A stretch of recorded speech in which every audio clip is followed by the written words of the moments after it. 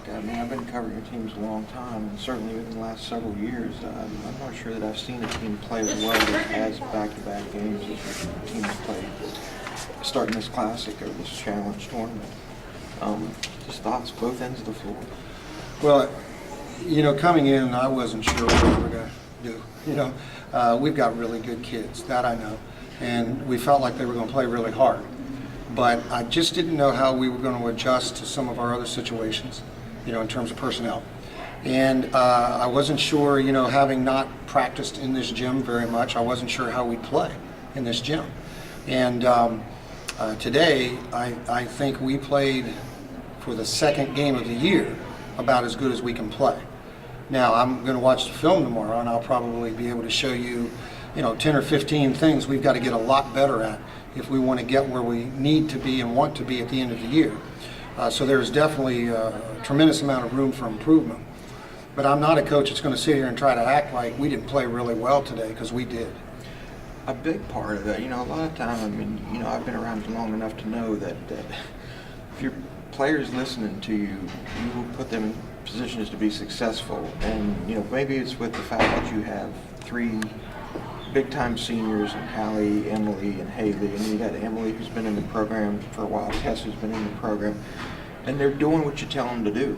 You're putting them in positions to be successful, and they're executing what you're asking them to do, and here's the result. What I really like about this team in terms of X's and O's is they will attempt, as you're saying right now, to do everything that we call or ask. They may not always get it done. You know, basketball is a game of mistakes, and the team that makes the fewest wins.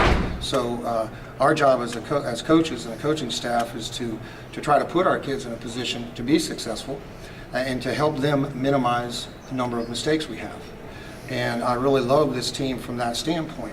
I do think, you know, it's one of the first teams we've had in a long time that had this much experience in terms of seniors. It's probably back to the 04-05 team that had this much senior experience. You know, 2 4-year starters, a 3-year starter, all seniors. And then although Tess, in terms of minutes, is not a senior, but in terms of maturity, she is.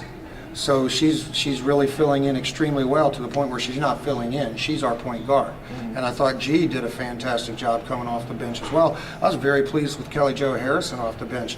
You know, one thing I love about Kelly Jo and Amanda Ruffner is that they both battle on the boards.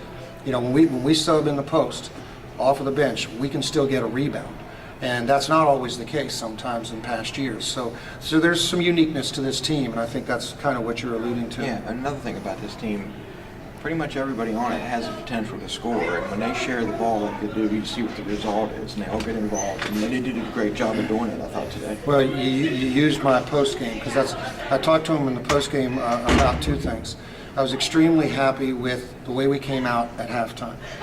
You know, I always, in a game like this, when you're up anywhere 20 or up, the first thing I always say to my team is the most important score in all of sports is the score at halftime.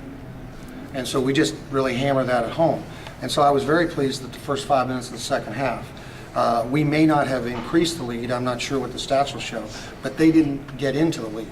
So you weather that first initial emotional 5 minutes and a half to where a team can take a 25-point lead down to 17, and now you've got a game. And I really like that. The second thing I talked about in postgame was how well we shared the ball. This team does not care who scores as long as Fairmont State scores, and that's very special.